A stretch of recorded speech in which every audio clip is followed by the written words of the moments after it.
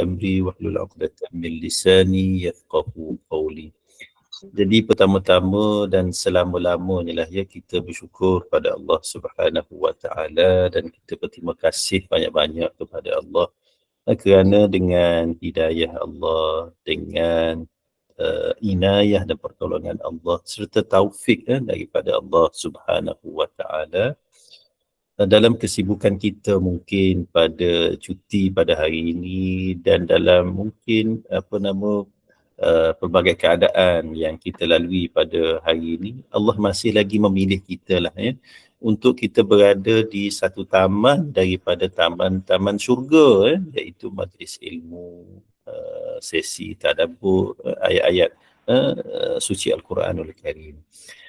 Jadi terlebih dahulu saya, sebelum daripada kita mula ya pada pagi ini, saya nak ucapkan selamat Hari Raya dulu lah ya. Masih lagi dalam mood raya lah saya ingat. Dan saya nak mohon maaf lah ya, zahir dan batin ya.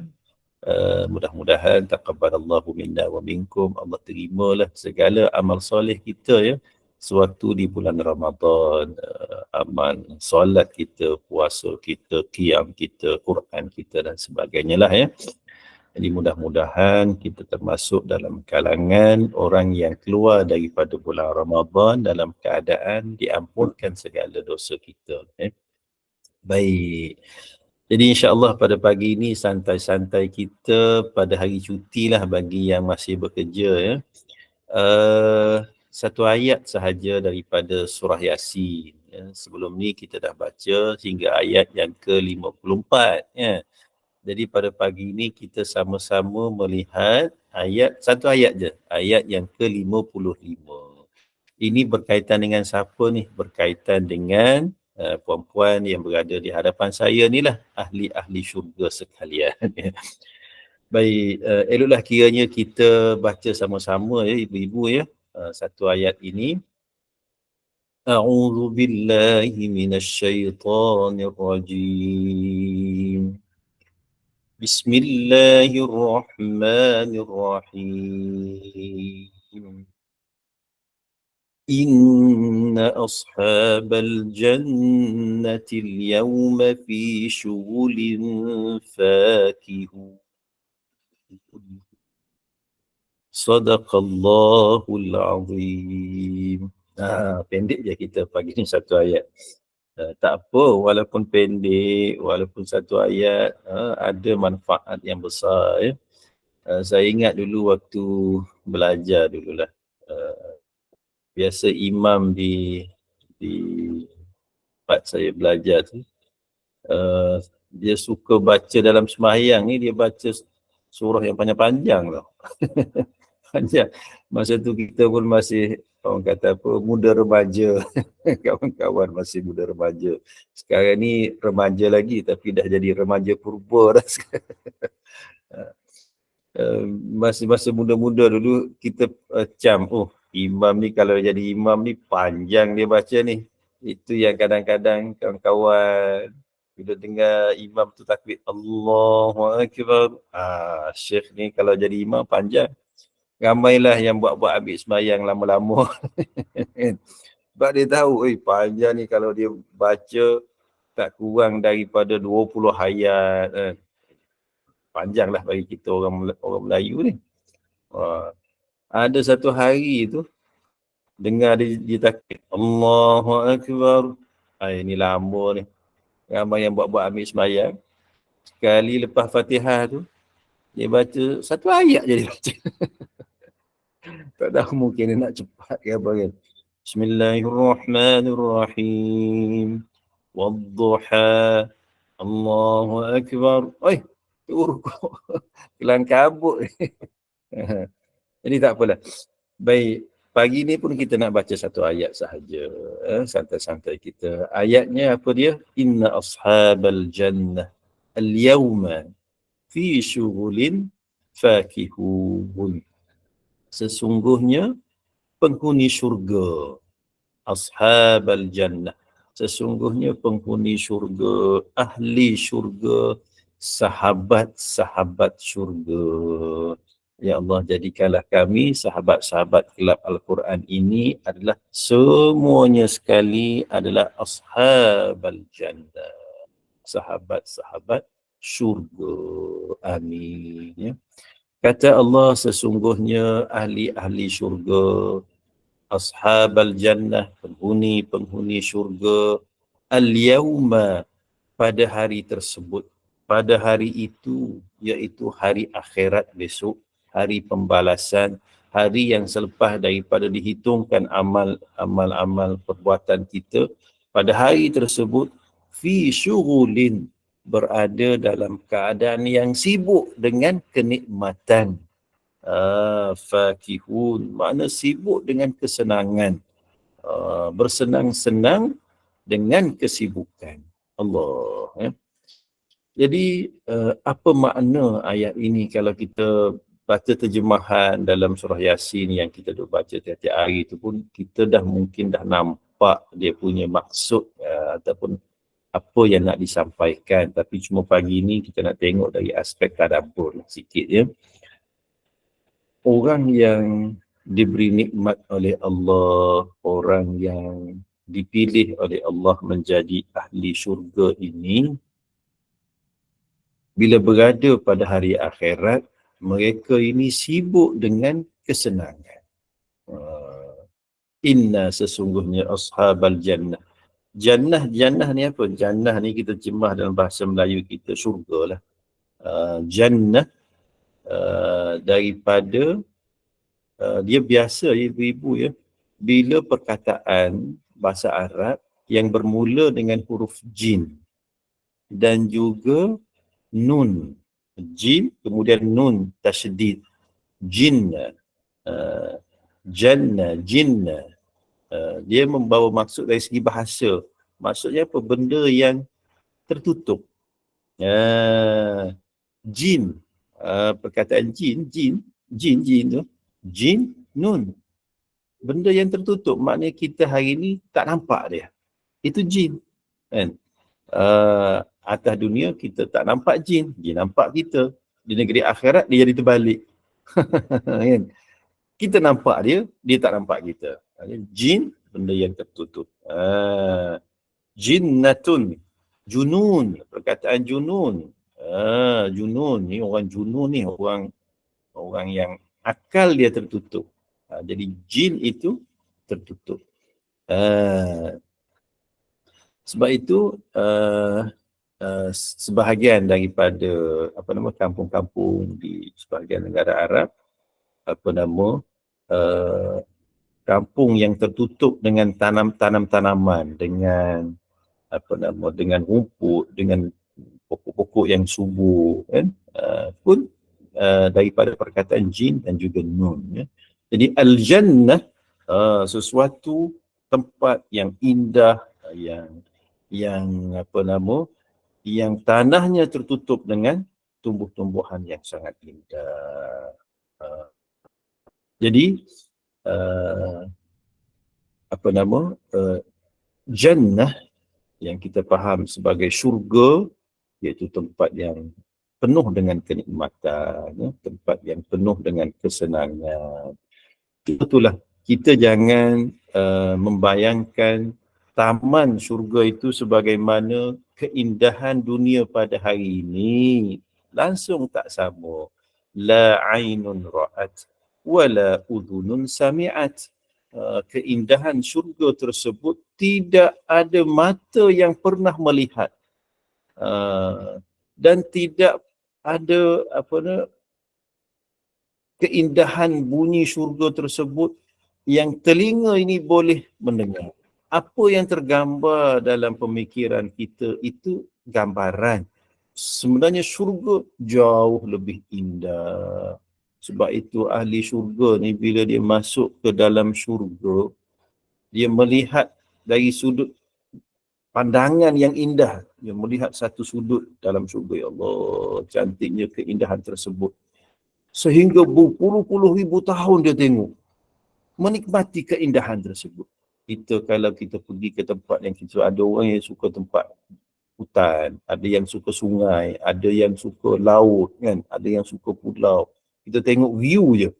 Kita tengok indah cantik. Kita boleh duduk berjam-jam, kita boleh tengok. Lama-lama kita akan boring juga. Tapi syurga kita tengok berpuluh-puluh ribu tahun dari view yang sama, bertambah-tambah keindahan. Tak rasa boring. Itu nikmat syurga. Kemudian kita kita toleh ke sudut yang lain. Contoh tadi kita tengok depan, kita tengok ke kanan pula selepas berpuluh-puluh ribu tahun. Kita tengok ke kanan, Allah, rupanya pemandangan view di sebelah kanan jauh berlipat kali ganda indah daripada view yang pertama yang kita tengok. Sehingga kita keasikan melihat keindahan itu baru view dia. Berpuluh-puluh ribu tahun kita menikmatinya. Kemudian kita toleh ke view yang lain. Rupanya dari sudut pandang yang lain berlipat-lipat kali ganda lebih indah daripada yang kita tengok yang pertama. Allahu Akbar. Kan? Kemudian berpuluh-puluh ribu tahun kita sibuk dengan keindahan pandangan kita tu tadi. Kita kembali melihat sudut yang pertama kita tengok. Rupanya sudut yang pertama yang kita tengok tadi diperindahkan oleh Allah dengan berlipat kali ganda lagi. Allah. Itu maknanya itulah la ainun ra'at wala udhunun sami'at wala khatara ala qalbi bashar. Nikmat syurga. Kan? Jadi tak sama. Walaupun dalam syurga disebut ada pokok, laisa min syajaratin illa min zahabin, kata Nabi. Pokok dalam syurga tu bukan kita membayangkan pokok yang kita tengok atas dunia ni, tetapi kata Nabi, pokok dalam syurga itu min zahabin, daripada emas.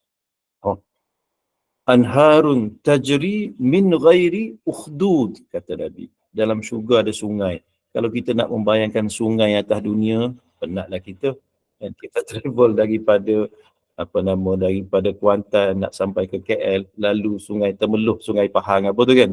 Sungai. Kalau kita membayangkan itulah sungainya, jenuh lah. Kalau kita membayangkan sungai Kelang, alah apa sangat sungai Kelang. Sungai di syurga ni, ya Allah, sungai yang tidak ada, maknanya sungai yang penuh dengan keindahan-keindahan.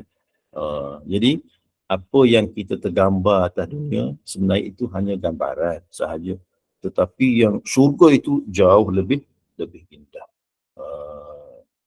Sudah tidak ada lagi kesengsaraan, tidak ada lagi keluh kesah, tidak ada lagi kebimbangan, tidak ada lagi dengki, tak ada, kita akan puas hati bila kita berada dalam syurga.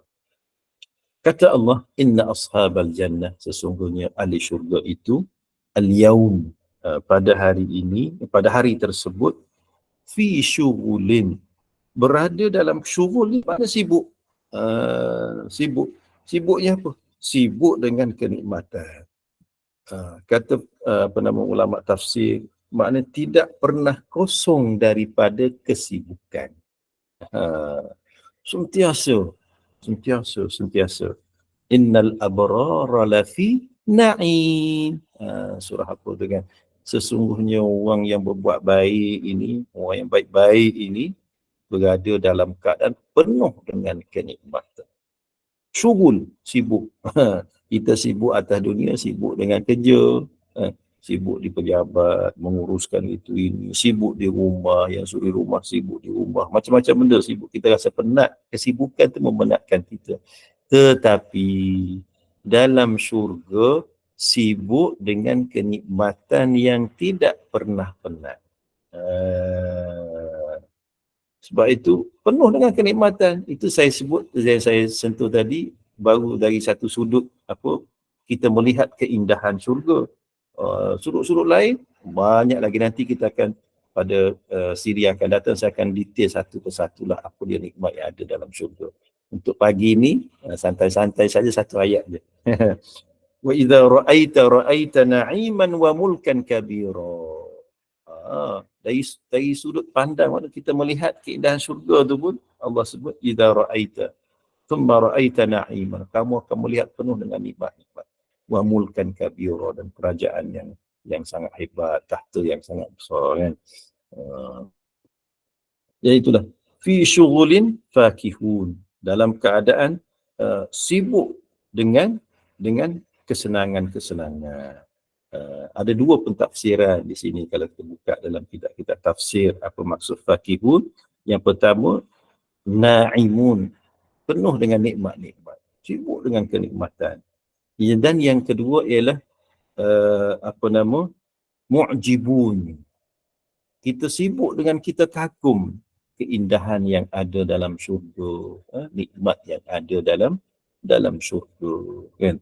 Jadi sebab itu ibu-ibu, kita kena sentiasalah minta syurga dengan Allah. Tak apa ada orang kata macam tak ikhlas je kita buat amal soleh ni kita nak syurga.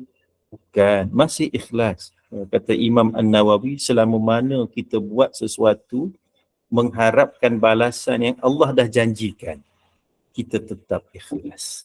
Contohnya apa? Kita buat amal soleh ni kerana kita takut akan neraka. Kita buat kerana takut neraka, masih ikhlas. Bukan kata, aku buat ni kerana aku takut neraka ni, tak ikhlas bukan kerana Allah. Bukan, sudah ikhlas. Yang kata tak ikhlas tu apa? Yang kata tak ikhlas tu kita buat kerana dunia. Kita sedekah nak suruh orang puji. Kita buat benda baik nak suruh naik pangkat. Itu kerana dunia, itu yang tak ikhlas. Kalau kita buat kerana takutkan azab Allah, kita ikhlas, masih ikhlas. Ataupun kita buat amal yang soleh kerana kita nakkan syurga, kita masih ikhlas. Sebab itu kita diajar supaya minta syurga. Allahumma inna nas'aluka ridhaka wal jannah. Minta syurga. Allahumma inna nas'aluka ridhaka wal jannah. Ya Allah, ya Tuhanku, kami minta sungguh-sungguh, ya Allah, minta apa? Keredaanmu, ya Allah. Bila Allah redha ni maknanya syurga lah kita. Wal jannah, dan kita minta syurga. Jadi doa-doa tu jangan lupa. Sebab itu kita biasa bila kita bagi salam ni, Assalamualaikum warahmatullahi. Bagi salam antara adab dia, Assalamualaikum warahmatullahi. Boleh ke kanan. Allahumma inni as'aluka ridhaka wal jannah. Kan kita baca, ya Allah, aku minta kepadamu keredaanmu, ya Allah. Aku minta kepadamu syurgamu, ya Allah. Kemudian Assalamualaikum warahmatullahi. Boleh ke kiri, kan. Wa na'udzubika min sakhatika wan nar. Kami minta jauh daripada murkamu, ya Allah. Minta jauh daripada neraka-Mu, ya Allah. Jadi mintalah syurga. Mintalah syurga. Kita minta, kalau kita selain daripada waktu kita lepas sembahyang tu, bila-bila masa pun sentiasa minta. Doa-doa kita tu jangan kita tinggal. Dalam sujud kita pun boleh kita minta syurga, walaupun kita tahu, ya Allah, amal baik aku ni tak padan dengan syurga. Kalau yang nikmat yang Kamu nak bagi memang tak padan, kerana tak banyak amal baik yang aku buat. Tapi aku tetap juga, ya Allah, nak minta syurga-Mu, ya Allah. Jadi minta dengan Allah. Minta untuk kita, minta untuk pasangan-pasangan kita, minta untuk anak-anak kita, cucu kita, seluruh keluarga kita lah. Seluruh kawan-kawan kita lah, kita minta syurga. Minta dengan Allah. Untuk mak ayah kita, minta syurga. Antara amalan yang kita boleh buat untuk berbakti kepada orang tua kita, dalam satu hadis tu disebut arba'un khisal, kan. Hadis yang pertama, ud'u lahuma, berdoalah untuk kedua orang tua. Jadi antara doa yang kita boleh minta supaya orang tua kita ni ditempatkan dalam syurga. Jadi bila kita minta dengan Allah supaya orang tua kita ditempatkan dalam syurga, kita telah melakukan dua amal kebaikan. Amal yang pertama, kita telah berbakti kepada orang tua kita, tu satu. Doa yang baik itu berbakti kepada orang tua. Kemudian yang kedua, kita telah berbuat baik. Yang pertama kita telah berbuat baik pada orang tua kita. Kemudian yang kedua, perbuatan kita tadi merupakan amal yang berpanjangan bagi orang tua kita, mendapat pahala yang berpanjangan. Ada lima amalan yang pernah saya sebut juga dalam siri-siri yang sebelum ini, kan. Jadi antara cara kita nak buat baik kepada orang tua kita yang dah tak ada, ialah kita sentiasa mendoakan kebaikan untuk orang tua kita. Ada 5 benda tu dan sebagainya. Yang pertama, mendoakan keduanya. Yang kedua, istighfar untuk keduanya. Itu istighfar untuk mak ayah kita yang telah pergi. Itu salah satu daripada perbuatan baik yang anak boleh buat setelah mak ayah. Jadi kemudian yang ketiga apa lagi yang disebut dalam hadis tu, yang ketiga kita menunaikan apa nama janji orang tua kita dulu waktu dia hidup, tak sempat mungkin ditunaikan, kemudian kita tahu dan kita tunaikan. Itu salah satu daripada amalan yang kita boleh buat. Yang ketiga kita apa nama memuliakan sahabat-sahabat orang tua kita. Itu pun salah satu daripada cara kita berbakti setelah orang tua kita tak ada. Ada satu hadis yang lain menyebut apa nama seorang ahli syurga tersebut berada dalam syurga, kemudian dia telah diberi ditambahkan dinaikkan dia punya kenikmatan dalam syurga. Kenapa? Kerana istighfar anak-anak dia atas dunia. Jadi itulah antara benda yang kita boleh lakukan, dan antara benda yang kita boleh buat selain daripada kita minta diri kita sendiri ini memperoleh syurga, kita minta juga untuk ahli keluarga kita ditempatkan dalam syurga. Jadi antara doa yang ibu-ibu jangan tinggal iaitu Allahumma inna nas'aluka ridhaka wal jannah. Ya Allah, kami mohon kepadamu keredaanmu ya Allah, dan kami mohon kepadamu akan syurgamu ya Allah. Doalah ibu-ibu jangan tinggal yang tu. Kerana Allah walaupun kita kata tujuan kehidupan kita semata-mata beribadah kepada Allah, tetapi di hujung kehidupan kita akan ditempatkan di alam akhirat, dan di sana tidak ada lagi masa untuk kita beramal soleh atas dunia ni lah. Dan di sana kita akan sama ada kita berada di dua tempat, sama ada di syurga ataupun di neraka. Jadi kita minta supaya kita berada dalam syurga. Dan sesungguhnya kata Allah, ahli syurga itu berada dalam keadaan yang sibuk dengan kesenangan-kesenangan yang diberikan oleh Allah Subhanahu wa Ta'ala. Kenapa sibuk? Kerana sibuk dengan kesenangan, kerana tidak berfikir lagi tentang perkara-perkara yang dia rasa tak puas hati. Jadi seronok berada dalam syurga. Atas dunia ni, kalau kita berada dalam keadaan yang nikmat pun, kita rasa penat. Ini tak sama. Walaupun kita senang atas dunia, kita masih lagi rasa penat. Kita suka buat benda yang kita suka dan kita buat benda yang kita suka tersebut. Kita buat lama-lama kita penat atas dunia. Tapi di akhirat tidak ada rasa penat, kerana kenikmatan itu berlipat kali ganda. Dan ahli syurga sesama ahli syurga ni dia tidak berdengki, kerana dia sendiri dah rasa puas hati. Atas dunia sekali orang duk berdengki tu kenapa? Kerana tak puas hati. Tak puas hati. Di syurga, walaupun mungkin orang ni syurganya level yang sederhana, yang ni levelnya tinggi, kita katakan. Yang sederhana, dia tak dengki dengan yang orang level tinggi. Kenapa? Yang level sederhana ni pun, dia dah puas hati dengan nikmat yang dia dapat. Kan? Itu dia. Jadi itulah sebagaimana yang disebut oleh Hasanul Basri. Dia kata ahli syurga ini sibuk dengan nikmat. Sibuk dengan kenikmatan. Kemudian kata Al-Imam Al-Qatadah, dia kata ahli syurga ini sibuk dengan rasa takjub dengan nikmat syurga yang Allah Subhanahu wa Ta'ala berikan dan tunjukkan kepadanya. Dia sibuk dengan kenikmatan satu. Kemudian sibuk dengan rasa kagum dengan keindahan-keindahan dan nikmat-nikmat yang diberikan oleh Allah Subhanahu wa Ta'ala. Ya Allah.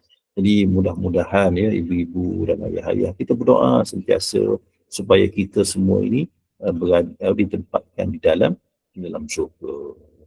Jadi itulah antara pengajaran yang kita boleh dapat daripada satu ayat ini. Yang pertama, balasan orang yang soleh ialah balasan syurga.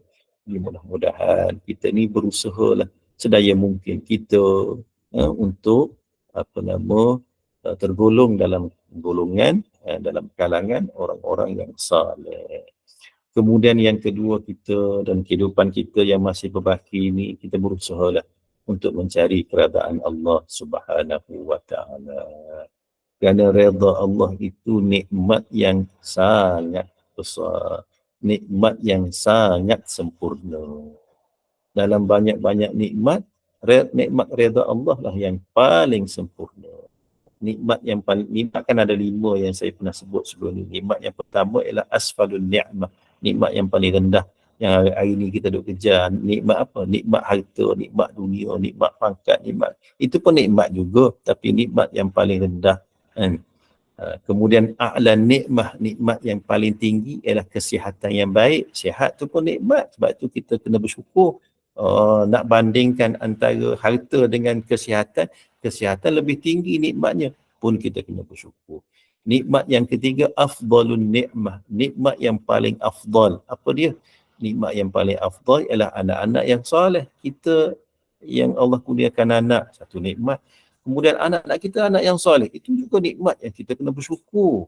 Besar tu nikmat tersebut.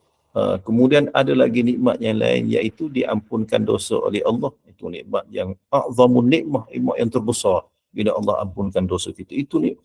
Yang tu ialah nikmat yang setelah kita ni dipanggil oleh Allah. Kan? Kemudian tamamun ni'am, nikmat yang paling sempurna bila Allah redha pada kita. Jadi kita berusaha sedaya mungkin mencari keredaan Allah Subhanahu wa Ta'ala dalam peluang masa yang Allah bagi pada kita ni lah ya. Dan baru ni sebulan kita dah berpuasa, dilatih dengan macam-macam tu masa puasa tu. Jadi kita bawa latihan tersebut sepanjang kehidupan kita sehinggalah Allah Subhanahu wa Ta'ala memanggil kita. Dan kita berdoa supaya kita ni inna ashabal jannah, terdiri dalam kalangan ahli-ahli syurga yang besoknya kita ni sibuk dengan kesenangan-kesenangan dan juga nikmat-nikmat syurga. Jadi saya kira sekadar perkongsian yang ringan, santai-santai kita pada pagi ini, cukuplah setakat ini untuk pagi ini. Mudah-mudahan kita semua ini tergolong dalam kalangan ahli syurga yang sibuk dengan kesenangan besok di negeri akhirat, insya-Allah. Jadi saya serahkan kembalilah ya kepada Ustazah moderator. Baik Ustaz, kita boleh buka soalan dulu kepada jemaah jika ada yang nak bertanya. Boleh. Silakan, silakan. Ada yang nak bertanya, silakan.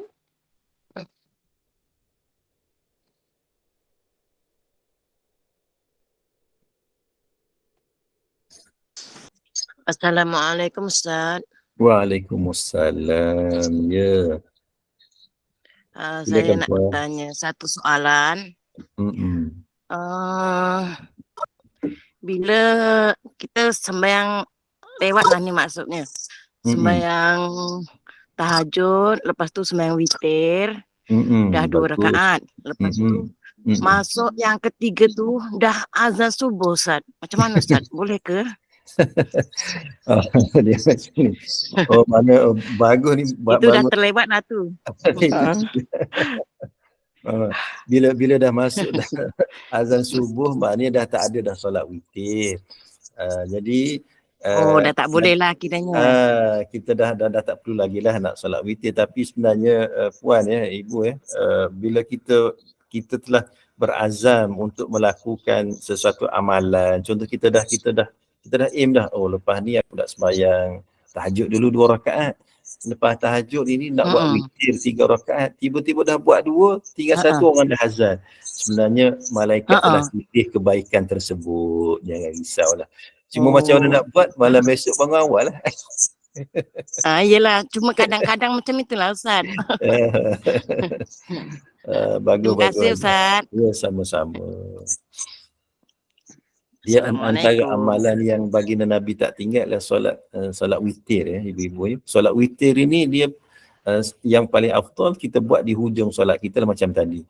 Cuma kalau macam kita rasa mungkin susah nak bangun kan, lepas daripada kita sembahyang isyak, kita sembahyang ba'diyah isyak, kita dah boleh buat sunat witir. Itu terus buat.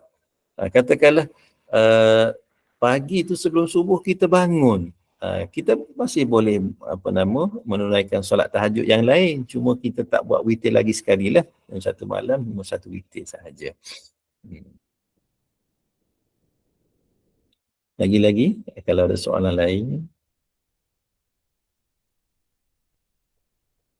Semua dah selesai puasa 6 ke? Biasa Puan Hajah ni dia rajin kan.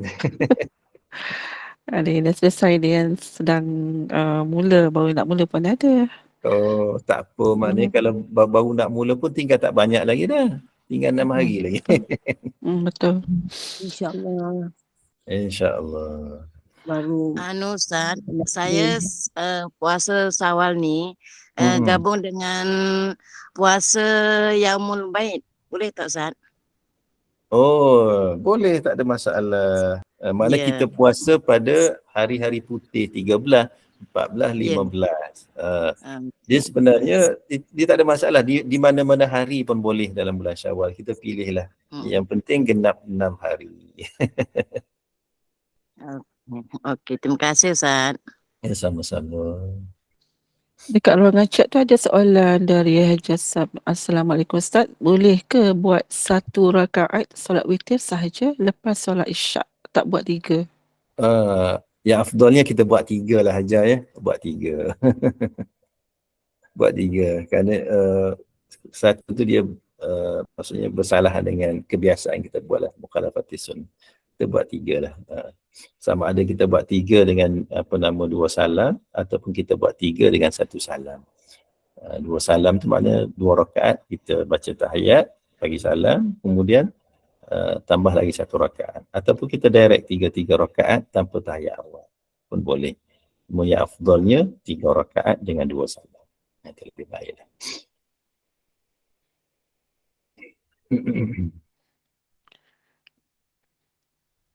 Dia solat malam ni sama ada biasa solat malam kita boleh buat 2 rakaat tutup dengan 1 witir. Itu satu cara.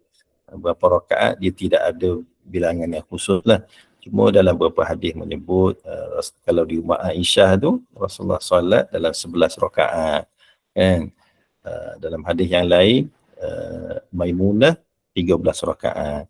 Jadi terpulanglah. Maknanya kalau kita ada masa yang panjang, mungkin dalam seumur hidup kita ni, aku ni dah umur 60 tahun, 70 tahun, nak try lah sekali buat sampai 13 rakaat contoh, boleh kita buat 2, tutup dengan witir pun boleh. Assalamualaikum Ustaz. Waalaikumsalam warahmatullahi. Ustaz nak tanya Ustaz, kalau bila kita sembahyang malam salat taubat, hajat, tahajud kan Ustaz, lepas tu kita sembahyang kadang-kadang dah solat tu kita nak baca doa, lepas tu kita buat rangkum dah sembahyang semua tu sekaligus tu baru kita baca doa-doa lepas sembahyang taubat, doa tahajud, solat sunat, macam mana solat boleh hajat, boleh Ustaz? Boleh, tak ada masalah. Jadi tak perlulah satu solat taubat, doa taubat, tak perlu macam tu lah Ustaz ya? Tak perlu. Boleh je. Kita katakanlah kita nak buat taubat, kita nak buat hajat, apa lagi kita nak buat kan. Tahajud. Kemudian hujung tu baru kita nak doa pun boleh. Ataupun setiap kali lepas solat pun kita berdoa pun boleh. Dia sebenarnya dia tak ada doa-doa khusus. Doa yang kita nak minta dengan Allah, mintalah. Baik. Yang bagusnya aja dia macam ni tau. Antara waktu yang mustajab doa 23 malam yang kita bangun tahajud tu satu. Jadi dalam tempoh 23 malam tersebut, mana kita letaklah dalam pukul 3 pagi hingga ke subuh, itu waktu yang mustajab doa. Jadi berdoalah, tu satu. Dan dalam waktu tersebut juga waktu yang mustajab doa juga ialah waktu kita sujud dan sebelum daripada kita bagi salam. Itu juga waktu mustajab doa. Jadi maknanya waktu kita tahajud tu, waktu katakanlah kita nak sembahyang taubat lah kita kata. Kan kita sujud, kita buat 2 rakaat. Kita akan sujud 4 kali. Dalam setiap sujud tu, itulah waktu yang afdal kita berdoa. Mustajab kita doa. Jadi kita doa. Kalau kita boleh doa dalam bahasa Arab dah. Tak boleh dalam bahasa Arab, dalam bahasa Melayu kita contoh. Jadi kita doa dalam hati pun boleh, tak ada masalah. Doa kita mengadu dengan Allah. Cakaplah apa yang kita nak dengan Allah, mintalah dengan Allah. Setiap kali kita sujud, kadang orang kita ni kita akan suka ambil di sujud yang terakhir pun boleh, tapi makna sujud yang pertama, yang kedua juga waktu yang mustajab doa. Jadi berdoalah. Itu satu. Yang kedua, sebelum daripada kita bagi salam, kan kita baca tahiyat akhir tu, kan sebelum daripada, kan lepas daripada selawat Ibrahimiyah kan kita baca doa kan. Kita boleh tambah dengan doa kita, hajat kita, hasrat kita. Kemudian baru kita bagi salam. Dan selepas salam juga ialah waktu yang mustajab doa. Jadi kita boleh pilih. Kita planning lah, kita planning. Untuk semayang ni aku nak doa ini. Semayang ni aku nak doa ini. Semayang ni aku nak doa ini. Sehingga kan bila kita dah terbiasa, kita akan tenggelam dengan keasyikan ibadah kita. Itu yang disebut sebagai kemanisan iman, kemanisan ibadah. Semayang ni kan kita sebab itu para salafus salih selalu sebut, kalau kita nak dengar Allah bercakap dengan kita, kita baca Quran. Mana kalau kita faham lah kan. Kemudian kalau kita nak mengadu dengan Allah, nak bercakap dengan Allah, kita semayang.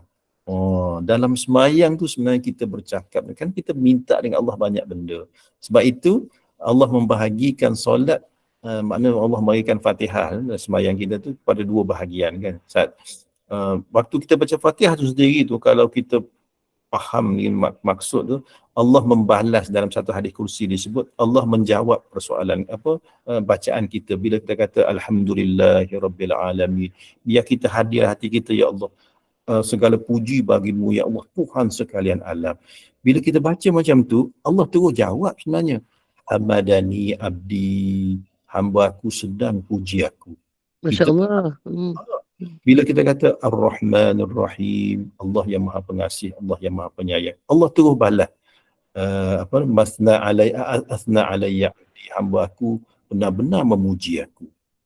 Malik yaumiddin, Tuhan pemilik hari pembalasan. Allah terus jawab, majjadani abdi, Allah hamba benar memuji aku. Hamba aku benar-benar mengagungkan aku.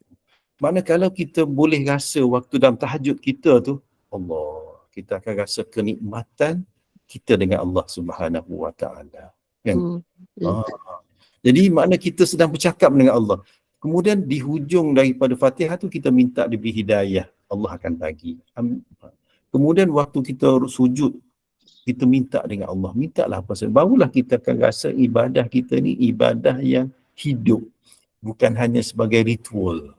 Jadi tahajud salah satu daripada ibadah yang menjadi kelaziman para anbiya, ibadah yang sangat orang yang nak melihat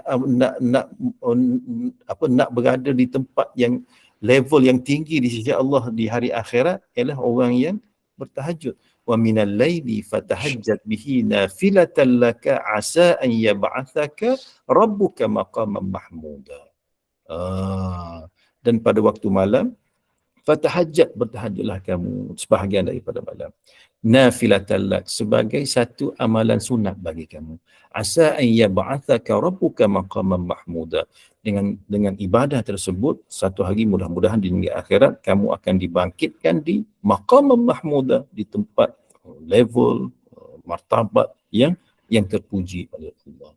Jadi orang yang nak mendapat nikmat syurga yang tertinggi, antara amalannya ialah tahajud. Baguslah puan Hajah yang iltizam dengan solat tahajud. Terima kasih Ustaz. Sama-sama. Assalamualaikum Ustaz. Satu Assalamualaikum warahmatullahi wabarakatuh. Assalamualaikum Ustaz. Seperti yang diamalkan selalu Assalamualaikum. tak boleh dicampur dengan bahasa Melayu Ustaz. Jadi selama saya amalkan tu, dikatanya itu adalah salah oleh kata majlis agama, majlis ilmu yang saya hadirilah, dengan soalan-soalan yang macam gitu. Jadi selalunya bila saya sujud tu, kita baca zikir-zikir yang perlu kita baca subhanallah Allah yang besarlah ni Ustaz, yang banyak. Subhana rabbiyal a'la. Faham. Ya, kemudian kita ulang dengan bahasa Melayu untuk kita khusyuk, kita dapat manisnya sujud kita tadi. Dia kata tak boleh. saya sangat susah. Sangat kecewa dengan benda tu Ustaz. Pasal saya amalkan selama berpuluh-puluh tahun. Puan Hajah, boleh Puan Hajah. Dia yang tak bolehnya ialah kita sampai kita berlafaz. Maknanya bila kita sebut dalam bahasa Melayu itu yang tak boleh. Yang kalau kita dia sebenarnya solat ini makna kita berdoa dengan Allah. Solat ini ialah kita bermunajat dengan Allah. Jadi memanglah kita orang ajam ni kita tak pandai bercakap dalam bahasa Arab. Jadi kita menggunakan bahasa kita tapi kita berdoa dalam hati kita. Kita munajat sungguh-sungguh dalam hati kita dengan menggunakan bahasa kita dan Allah itu faham. Jadi tak ada masalah, boleh. Terima kasih Ustaz. Ya, sama-sama. Okey, Puan Maria tadi nak bertanya, silakan. Ya. Assalamualaikum Ustaz. Assalamualaikum warahmatullahi wabarakatuh. Puan, minta maaf saya tak dengar tadi. Okay, saya nak tanya tentang solat witir. Ya. Saya dengan solat witir, saya selama hari ni lah saya akan buat selepas isyak. Sebab saya takut saya mati malam. Jadi saya takut, sebab saya takut saya mati malam, jadi saya mesti buat selepas isyak. InsyaAllah lah. Saya tak pernah buat selepas tahajud lah, saya tak buat dah. Saya buat malam saja.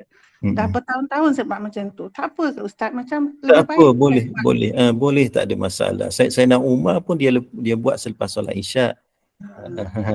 Tak ada masalah. Okay. Teruskan Puan. Terima kasih Ustaz. Sama-sama. Okey, saya tengok soalan daripada Nora Zitah. Assalamualaikum Ustaz. Kita berzikir untuk ibu bapa kita. Ada kita dapat pahala tak? Ada dapat pahala juga tak Ustaz? Itu je soalan dia. Berzikir untuk ibu bapa tu maksudnya dia macam ni tau. Dia zikir dia ada banyak jenis lah. Antara zikirnya lah istighfar. Kita minta ampun. Kita minta ampun itu untuk mak ayah kita, contoh Rabbighfirli wa liwalidayya, ya Allah ampun dosaku dan dosa mak ayahku.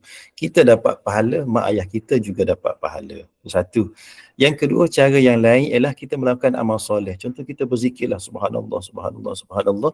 Kita berzikir tu tadi, kemudian selepas zikir kita niat, ya Allah aku sedekahkan pahala amal soleh ini kepada mak ayahku. Pun kita akan dapat pahala dan mak ayah kita juga akan dapat pahala. Dia samalah kita bersedekah, contoh pagi lepas sembahyang subuh ataupun sebelum sembahyang subuh kita bawa RM20, RM10 masuk dalam tabung masjid, tabung surau, kan. Dalam hati kita, ya Allah, mudah-mudahan dengan aku sedekahkan pahala sedekah aku ni untuk mak ayah aku. Kita pun dapat pahala sebenarnya dan mak ayah kita juga dapat pahala. Itulah. Jadi apa saja amalan baik yang kita buatlah, bukan setakat zikir, contoh baca Quran ataupun kita solat sunat, ya Allah tibalah amalan baik aku ini, ya Allah, dan aku sedekah kepada mak ayah aku. Mak ayah kita akan dapat pahala dan kita juga akan dapat pahala. Kita jangan risau kerana khazanah Allah itu sangat luas, pahala Allah itu sangat luas. Jadi kita serahkan pada Allah Subhanahu wa taala.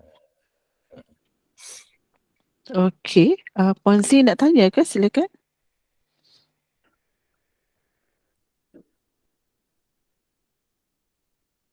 Okey, rasanya setakat itu saja Ustaz kot. Puan Jamaliah angkat tangan, silakan. Assalamualaikum Ustaz.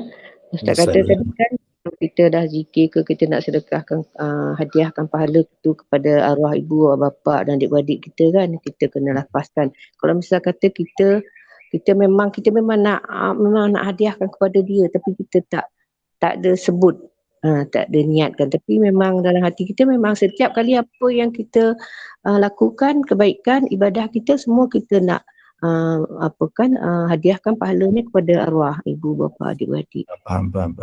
Jadi macam ni Azhari, kita tak perlu lafazkan, makna kita yang hasrat kita, niat kita itu yang disebut sebagai, maknanya kita nak pahala tersebut sampai kepada ni lah, untuk orang yang kita hajatkan tersebut lah.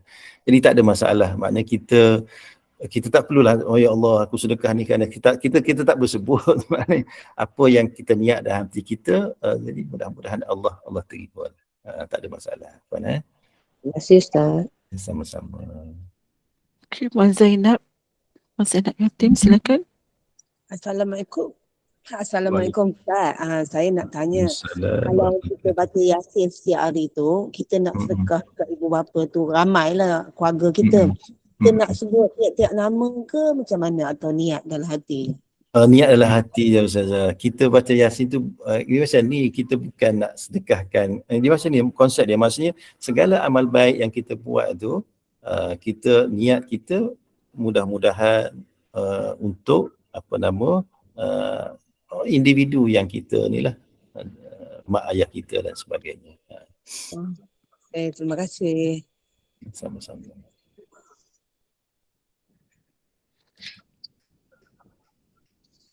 Okey, saya kira setakat itu saja kot soalan daripada jemaah. Sudah tak ada kot. Okay, baik. Alhamdulillah. Alhamdulillah, jazakallah khair al-Fadhil Ustaz Dr. Nur Razi atas perkongsian ilmu mengupas mana-mana ayat suci Al-Quran daripada surah Yasin itu tadi, ayat yang 55, iaitu mengenai, demikianlah ya, mengenai gambaran kesibukan kenikmatan yang dirasakan penduduk syurga. Tentunya ini yang diilustrasikan Allah SWT melalui Al-Quran untuk kita renungi bersama. Dan insyaAllah semoga di lain kesempatan kita akan bersama-sama dengan Ustaz untuk sambungan seterusnya. Dan Ustaz, saya serahkan kepada Ustaz untuk menangguhkan dulu majlis ilmu ini dengan tasbih kafarah dan surah Al-Asr. Baik, terima kasih Ustazah. Kita tangguhkan sesi kita pada pagi ini dengan tasbih kafarah dan surah Al-Asr. Subhanakallah wa bihamdika asyhadu an la ilaha illa anta astaghfiruka wa atubu ilaik. Bismillahirrahmanirrahim. Wal 'asri innal insana lafi khusrin illa alladhina amanu wa 'amilus solihat wa tawasaw bil haqqi wa tawasaw bis sabr. Assalamualaikum warahmatullahi wabarakatuh. Mohon maaf atas segala kesilapan dan sebagainya. Waalaikumsalam warahmatullahi wabarakatuh. Terima kasih Ustaz atas perkongsian ilmu ini. Terima kasih Ustaz. Sama. Selamat Raya.